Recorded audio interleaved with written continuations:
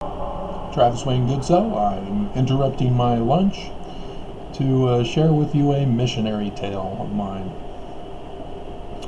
I went on my mission in 98 to 91.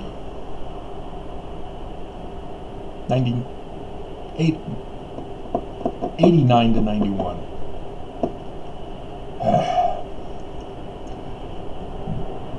It's been so long, I'm forgetting dates. Forgetting math. Excuse me. And so, this was under first Bush, Poppy Bush, who got that nickname from the CIA as a CIA agent, caused the Chilean coup d'etat on 9/11, was also present in the photograph at the murder assassination of John F. Kennedy there in Dallas, as Trump released some documents confirming that yes, Poppy Bush was there in Dallas that day. Yeah, I'm sure he had nothing to do with it whatsoever.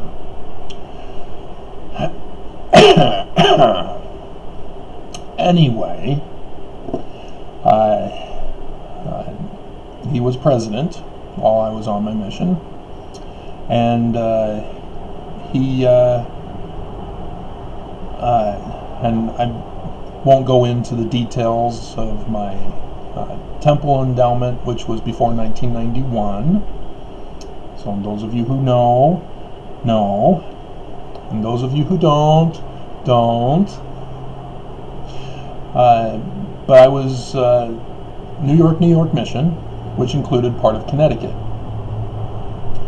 and so I was serving in Connecticut when good old Poppy Bush decided to have a war profiteering going on in the Middle East, and he caused a great stir among corporate investors. I know this because what was his name? I can't remember the elder's name that I was partnered with. Oh well. He's from Utah.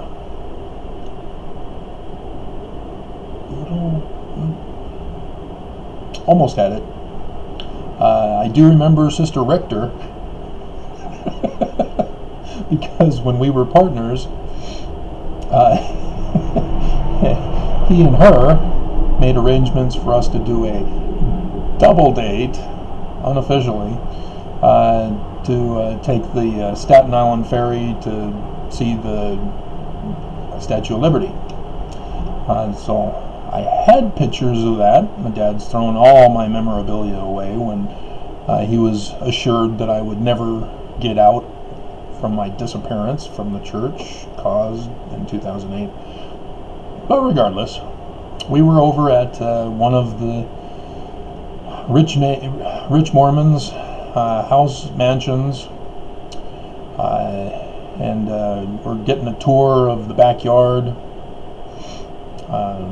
which included a tennis court and some other fun stuff, and he was interrupted with a phone call during the middle of our visit, and it was when Bush declared war.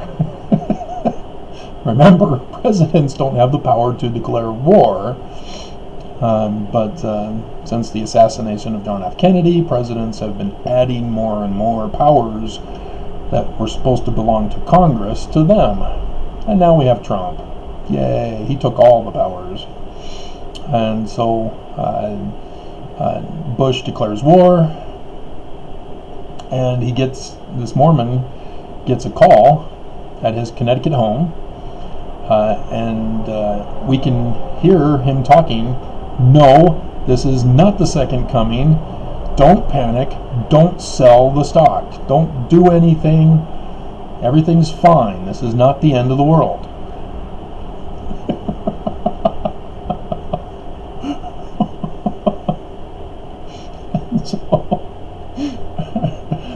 so, based on his Mormon understanding of the second coming, he did not sell his stock with his company's investments, and tried to alleviate the fears of his co-workers. And then after the phone call, he changed the subject and said, "You guys want to make $1 million? It's in the Book of Mormon. Book of Mormon will teach you all you need to know to make $1 million." And then I don't know what happened after that. I guess we left. But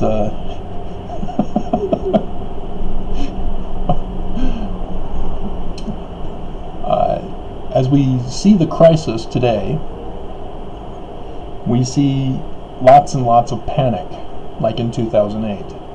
2008, it was purposely caused by businesses who then milked the government for a bailout. Then this time around, however, this is the coronavirus that's the outward cause, as they want us to see, to justify the world collapse. But what is behind the scenes that nobody's catching on and nobody wants to talk about, maybe nobody knows because they're not really religious, is that underlining anticipation that this is the second coming. Christians have been causing it. They are participating in the spread of the coronavirus, for example, with that South Korean Christian fanatical group, and with Christians putting Trump in because he's going to make Jerusalem the capital of Israel and thus start a war against the Jews to annihilate them and cause Jesus to appear. Do Jews understand this? Christians want you dead so that their Jesus can come. That's horrifying. I think that's even more horrifying than Hitler. It's a toss-up, maybe. But that's what we have running many corporations now, are God-fearing Christians who know all about the second coming and want the second coming to happen so that Jesus can come and they can go, "Praise Jesus, he's here, we're true, those Mormons were wrong the whole time."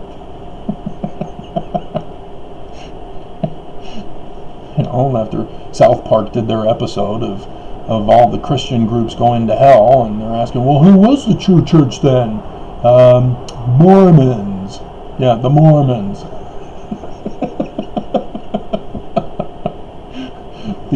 I guess the creator of South Park is a former Mormon, which is why he's able to do a lot of hilarious skits that involve Mormonism, especially the one about Joseph Smith's first vision. Dum dum dum dum dum. So, understand that what you're seeing is not the big picture. There is a bigger picture going on as to why things are happening the way they are happening now. And so the news may tell you it's because of the coronavirus fears, or that Saudi Arabians withdrew from negotiations for an oil deal with Russia. It's all a part of one big plot. Literally. I mean, that's those who are involved in the conspiracy theory are the ones telling us conspiracy theories are fake news. Nobody catches on to that. And now everybody says, oh, okay, it's a conspiracy theory, so it's therefore fake news. That's the wrong definition of a conspiracy theory, but nobody catches on. So, anyway, bigger picture, guys. Bigger picture.